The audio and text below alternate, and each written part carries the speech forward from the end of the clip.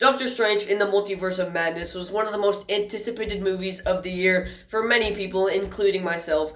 I just watched it yesterday, so let's just get right into it.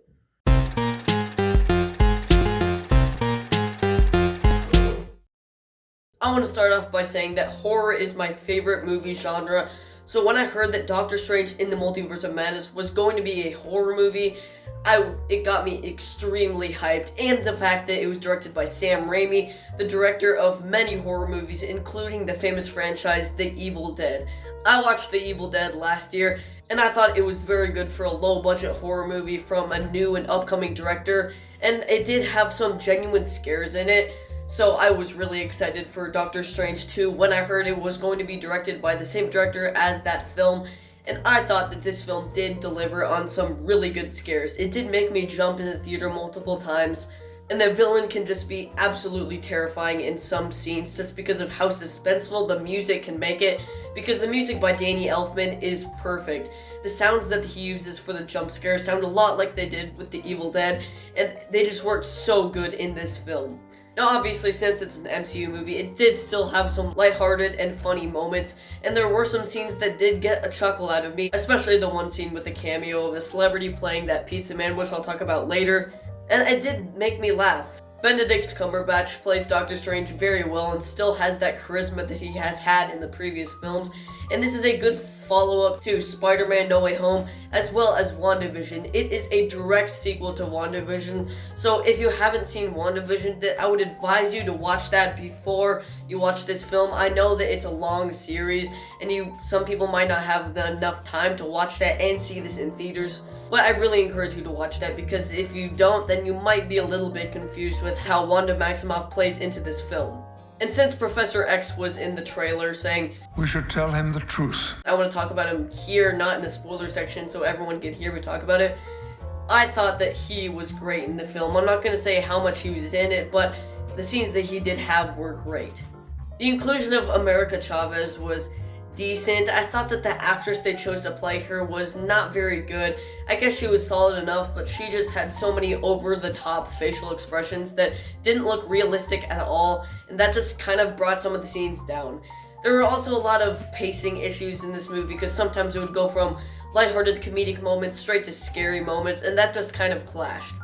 And also, for a film called Doctor Strange in the Multiverse of Madness, I did expect a lot of madness in the multiverse, and there are a couple scenes that just dive into the multiverse so well, and I just love seeing all of these different universes, but I think, just like a lot of people do, there should have been a little bit more chaos in this movie with the multiverse, and they should have stayed in a couple universes longer than just flashing through them in this one scene.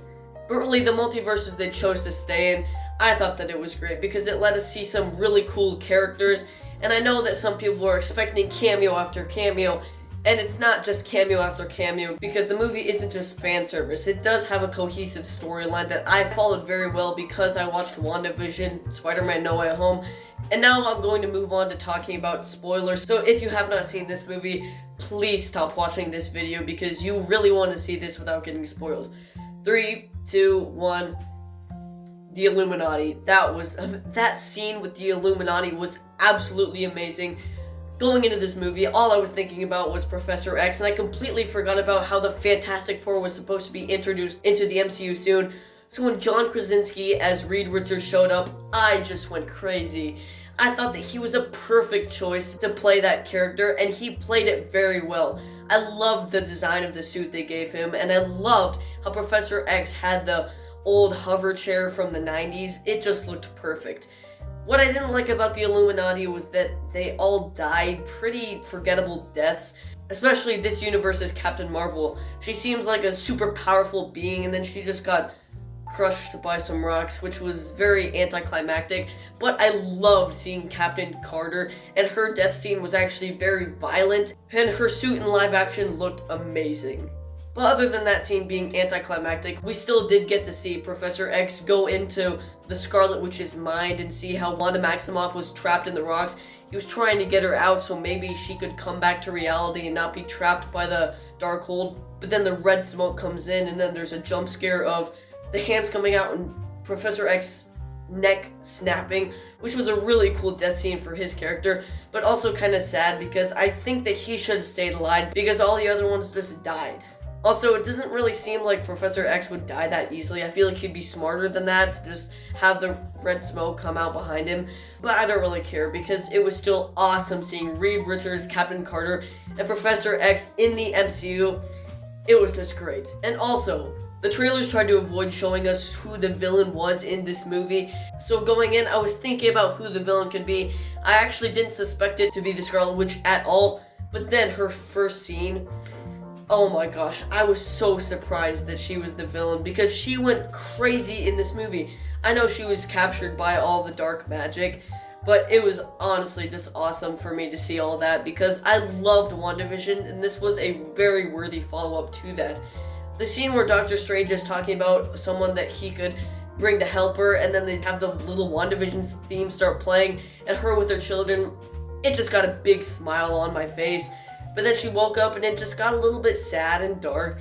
And then we realized that she was the big bad of this movie and she was a great one. I'm not sure if she's going to be in other MCU movies, but since we didn't see a body of her at the end, then she probably will be. Oh, and this fight scene with the two Doctor Stranges with the music notes, that was so unique, and I guess it wasn't really necessary in the film, but it was just still really fun to see, and Sam Raimi directed it perfectly. There was a lot of great visuals, but there were some moments of CGI that looked like they came from a PS2, which kind of brought me out of the moment, but really I don't care. This film was scary, fun, and I just loved the direction from Sam Raimi. I'm going to give it an 8.5 out of 10. I cannot wait to watch it again. I probably won't go see it again in theaters, but once it comes on to Disney Plus, I know I will be watching it over and over, just like Spider-Man No Way Home. But until then, stay tuned and subscribe to Cinema Ranks.